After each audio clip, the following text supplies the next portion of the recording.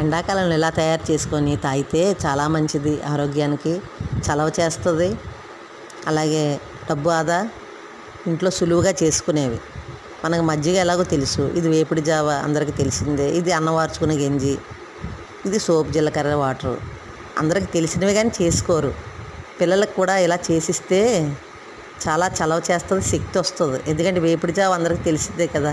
బియ్యం కడిగి ఎండబెట్టేసుకొని శుభ్రంగా ఇలా వేపేసుకొని పౌడర్ చేసి డబ్బాలో వేసి ఉంచుకుంటే పిల్లలకు వాటర్తో పాటు ఓ బాటిల్లో ఇది కూడా ఓ నిమ్మకాయ ఉప్పేసి నిమ్మకాయ పిండిస్తే చక్కగా తాగుతారు. వాటర్ అయితే తాక్కుంటున్నారు. వాళ్ళకి వాటర్ సరిపోక తలనొప్పి అది వచ్చేస్తుంది కాబట్టి, నీరసాలే వస్తున్నాయి కాబట్టి ఇలా చేసిస్తే చాలా మంచిది. నేను అందుకని పెట్టాను. ఈ సోపు జీలకర్ర కూడా మరిగించి కొద్దిగా బెల్లం వేసి పిల్లలకు వచ్చినన్ని ఇస్తే వాళ్ళకి జీర్ణశక్తి పెరుగుతుంది. అంటే ఇండియా చేసినది లేకుండా పెద్దవాళ్ళకైనా పిల్లలకైనా కూడా మంచిదే. అందుకని నేను చూపిస్తున్నాను, మీరు చేసుకోండి.